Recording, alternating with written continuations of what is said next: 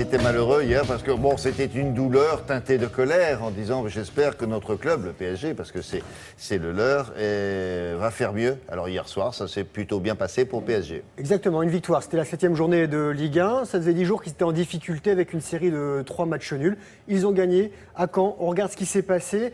Privé de leur star Ibrahimovic souffrant d'une douleur au talon gauche, le PSG a trouvé le chemin défilé grâce à Lucas qui s'est joué de la défense caennaise et qui ouvre le score dès le début de la rencontre. L'acrobate, c'est avant l'heure de jeu, c'est Marquinhos qui double la mise de la tête. C'est donc grâce à ce succès 2-0, le PSG est deuxième du classement provisoire à 3 points de l'OM leader. Caen est 14e.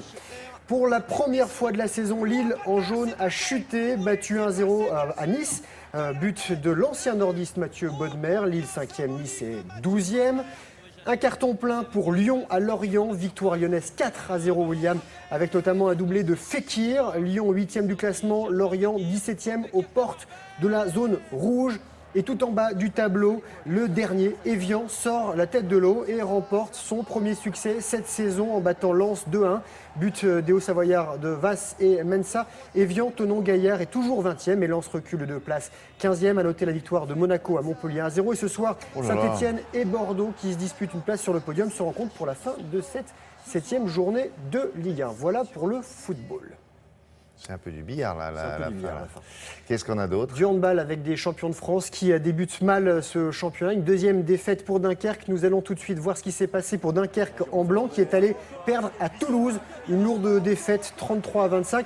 Et le champion de France en titre est dans le ventre mou du classement, 8e, 2 places derrière Toulouse.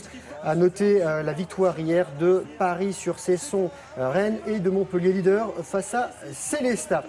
Duo clé sur glace, William, avec la Ligue des Champions. Et ça se passe mal pour Briançon. Briançon en blanc sur la scène européenne. 5e défaite en autant de matchs dans le premier tour, battu 6-0 par les Suédois de Göteborg. Écoutez-moi bien, en 5 matchs, Briançon inscrit 7 buts, mais on a encaissé 26. Voilà, et se retrouve dernier de son groupe.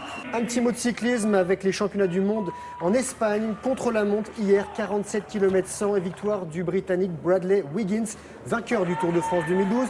Du contre-la-montre des JO de Londres, il a détrôné l'Allemand Tony Martin qui était invaincu depuis 2011. Le garçon, il est 2e. Bien, et on termine avec du golf, avec la Ryder Cup qui démarre aujourd'hui. On vous a dit qu'il y avait un Français, on a des images de ce Français. Victor Dubuisson, c'est lui avec la petite barbichette. Il est le 3e Français de l'histoire à faire partie de l'équipe Europe qui affrontera les États-Unis. Ça se passe en Écosse, il a 24 ans. Il a débuté le golf, William, à 6 ans. À 15 ans, il a été le plus jeune joueur à disputer un tournoi du circuit européen. À 16 ans, puis il est devenu champion de France. À 17 ans, premier numéro 1 mondial chez les amateurs français. Et il est aujourd'hui 23e mondial. L'équipe européenne a remporté 2 fois cette compétition. Il reste sur un parcours de golf à Crécy-la-Chapelle en Seine-et-Marne avec l'O-Cup qui a rassemblé la famille olympique. La nageuse Camille Muffat, c'est elle, triple médaillée olympique, récemment retraitée, pourra se reconvertir dans le golf, mais pas dans le judo. En fait, Camille Muffat a remporté cette 3e édition, associée à la championne olympique d'épée Laura Flessel et au skieur Pierrick Bourgeat. En fait, c'était golf et d'autres disciplines olympiques, avec notamment du saut en longueur dans le bunker pour Laura Flessel. Elle n'est pas allée très loin. Et on va terminer du côté de Saint-Hilaire du Couvray, on les connaît, ceux-là, en Isère, voilà, avec la Coupe Icar, le rassemblement du monde du volley. Il y avait 80 000 spectateurs, des milliers d'hommes volants, et notamment pour clôturer ce très beau festival, des parapentistes. Et on les salue parce qu'il faut avoir du courage pour voler avec ces déguisements sur le dos. Et il y avait également de la poésie avec les ballons de Toura. C'est un Brésilien qui fait voler des ballons en papier. Regardez, il a lancé des centaines de ballons dans le ciel isérois. C'est plutôt joli. Merci beaucoup. Pour nous inciter à recycler, il y a une entreprise française qui a mis en place de nouvelles bornes dans les lieux publics. Alors, vous les avez peut-être croisées. La particularité, ça ressemble un peu à des machines à sous. Alors, c'est pas le même usage. Et c'est du recyclage, comment on va dire, ludique.